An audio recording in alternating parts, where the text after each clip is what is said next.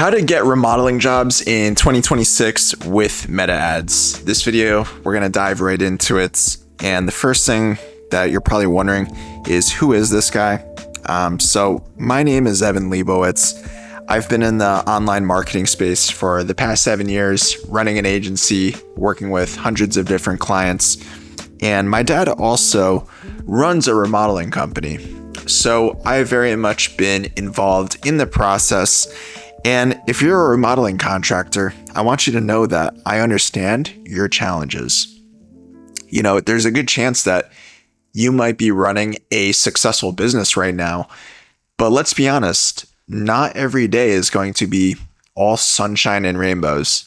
You might have some months where things are going really well, and then other months where maybe you're wondering if your project manager is going to leave you, or if you have someone in-house, let's say, doing scheduling for you or designs, and you're wondering if they're looking for part-time work elsewhere when it's slow.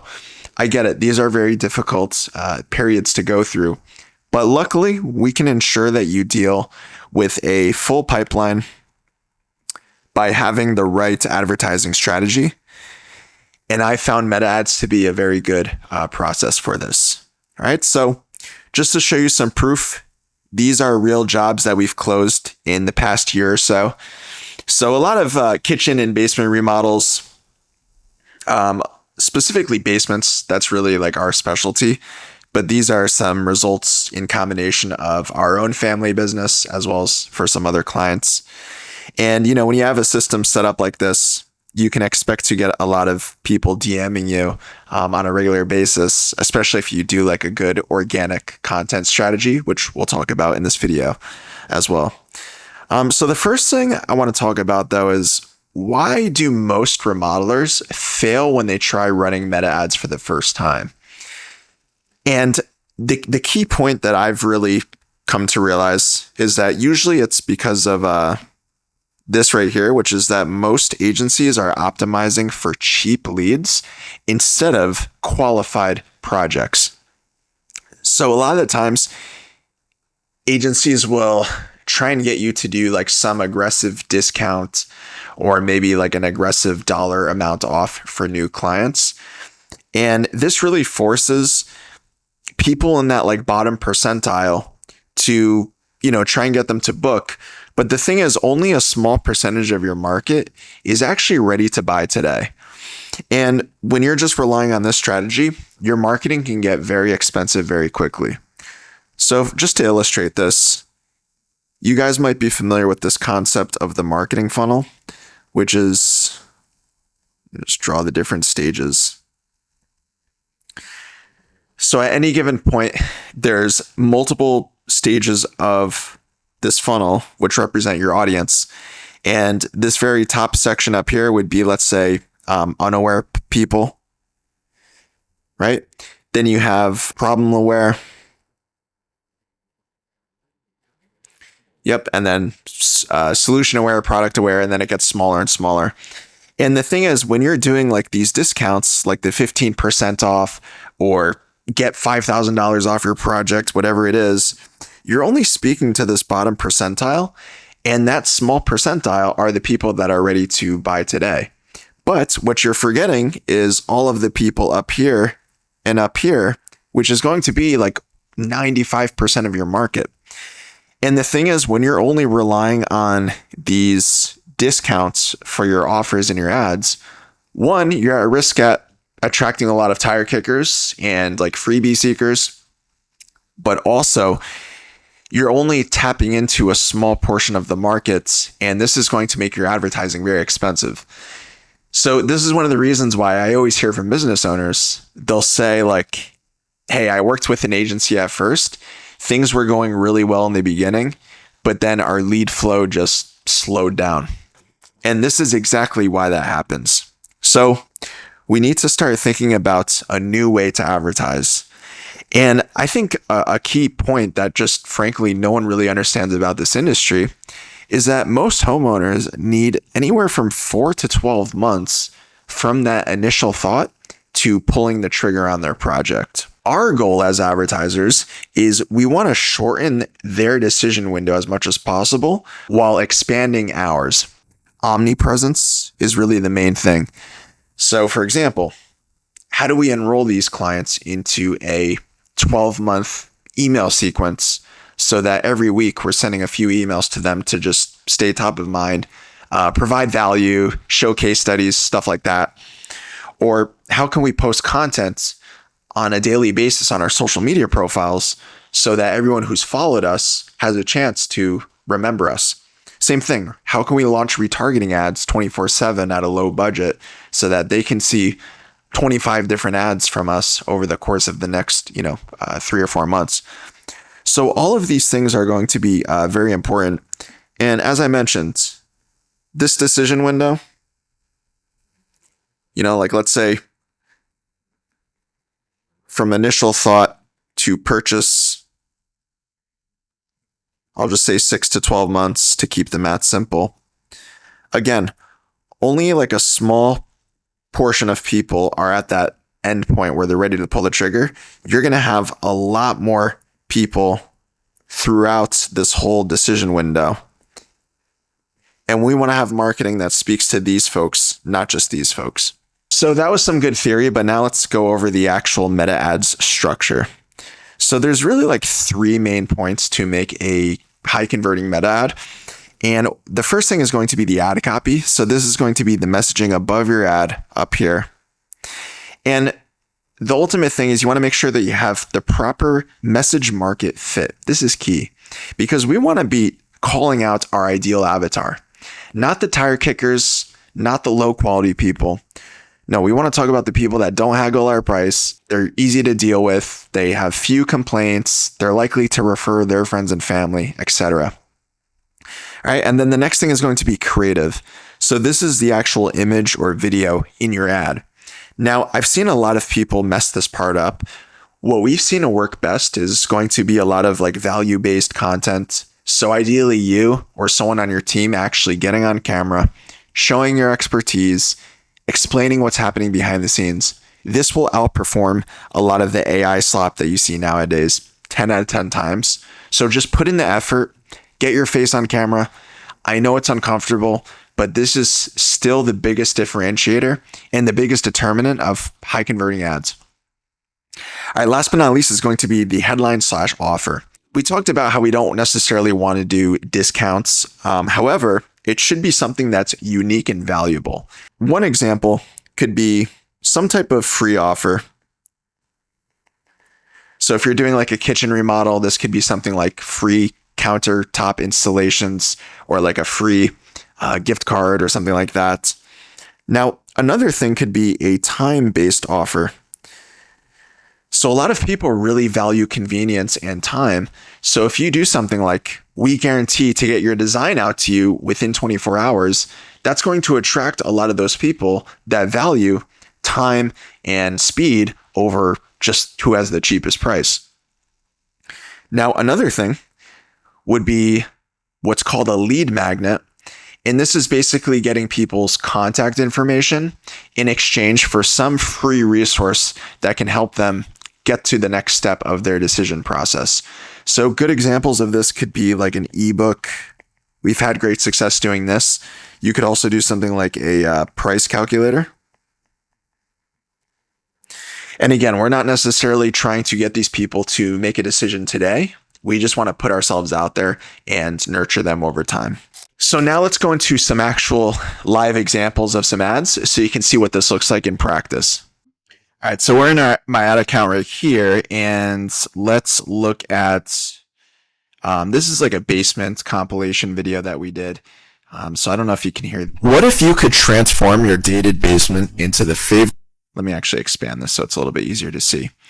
So basically, I'm narrating in the background over B-roll footage of some walkthroughs that we did in some basement renovations, and I'm just calling out the pain points of a potential homeowner who's maybe tired of their old crammed basement. And this video combines a lot of really good elements together, which is showing our transformation, calling out the pain points, We're showing my dad, who's the leading contractor in this ad. So that's kind of like building trust ahead of time. So we're doing a lot of these things at once, just with the video alone. This is why I'm a huge proponent of video ads. We've gotten some of our best projects from this. Now, if I expand the ad copy, you could see exactly how we're doing this. So we're calling out the city. Hey, Atlanta, are you dreaming of a luxurious basement but don't know where to begin? I think we can help. We're looking for 10 Atlanta residents who are ready to transform their homes to go from mediocre to sleek, elegant, and amazing. And then we list some of the benefits and then call to action, request a free renovation quote. Now, this is a very boring offer. Request a free renovation quote. Pretty much every contractor offers this. And thus, our lead cost was, I think, about $50 for this particular ad. Yeah, just under $50, which is still pretty good, considering that we're not doing some crazy like discounted offer. And that's another thing, is that optimizing for cost per lead is a big mistake. We want to optimize for clients, because if I told you there's a method to get 100 leads for $5 a piece, but none of them converted, versus I tell you, hey, we have a strategy to get you leads for $400 a piece, but 80% of them are going to convert. Well, if you know some basic math, you're going to take the second option all day. So just something to keep in mind. Now, here's another ad. It's going to be very similar to the one you previously saw. Check out this basement remodel in Dunwoody. So this is kind of like TikTok style. By the way, big hack, putting the location tag on your videos to kind of mimic what somebody might see on like an Instagram story or a TikTok reel. Huge nugget. This is how you can make your content look more native to the platform. So we've seen big success with this. Again, though, it's just a bunch of B-roll footage kind of walking through the system. We got a similar cost per lead on that one. So this is a basic example of an image ad. So we're just calling out like a desired outcome. Imagine cooking, laughing, and making memories with your family in a brand new kitchen. So we're kind of like future pacing them into a new kitchen. So someone who's curious, they're definitely going to want to see what type of offer we have, like what can we offer them. And this is a simple before and after image. These do work well. And then again, we're sending traffic to our landing page or instant form. Now, here's one more example of a high converting ad that is very simple and looks native to the platform. So we got our boy Min here, who's recording like a video walkthrough of a job, pretty much like all in one take. Very little production value to this. But again, this looks native to the platform. He's showing a real home. He's calling out the neighborhood. He's talking about the walls he just painted. So this is a great way to like establish that familiarity. And I recommend doing stuff like this, even if you're not the best on camera. This is how you earn the trust over your ideal homeowners. So we just looked at some real life examples of high converting ads. Now I want to talk about the most valuable lessons that we learned and that you will hopefully learn as quickly as possible, because this will save you a lot of time and money. And the first one is going to be to track your data. So we use two different spreadsheets, one to get our immediate advertising metrics, but then we also have another spreadsheet that we use to track all of our leads as sort of like a pipeline. So we could see and assign dates to who needs to be followed up with, when we have the walkthroughs booked, who we're still waiting to collect payment from, etc. And you can do something like this in a simple Google Sheet. I really recommend you do this. Don't be the business owner who's notoriously bad with numbers, because then you're just going to be basing your marketing success off of emotions instead of actual numbers. All right, the next thing is going to be finding ways to stay top of mind. So a quote that I like is that a no today could be a yes tomorrow. And just as we talked about earlier, in a field like remodeling, where these decision windows can be several months, if not years, we want to find a way to be the one company that stays top of mind. So anytime that prospect opens up Instagram, our ads are always showing up in front of them. Or when they go into Gmail and start looking through their emails, we're sending them emails at least once, twice, 3 times per week. Same thing when they log into social media. We want them to look through our stories, our highlights, to show them that we're active, and again, to bring them that much closer to the sale. Now, the next thing I'm going to say is taking extreme ownership. So we have to remember that at the end of the day, the customer is always right. And yes, they might technically not always be right. I'm sure you guys deal with those same pain in the ass clients that we deal with sometimes, where they're calling you every week. They want you to come back and check out a fixture, or maybe they found like a little scratch on one of the countertops and they're wondering if they can get that refunded and this and that. They have like unrealistic time expectations. Look, unfortunately, dealing with those types of clients is sometimes just inevitable, but we can always make it right. And just a quick story.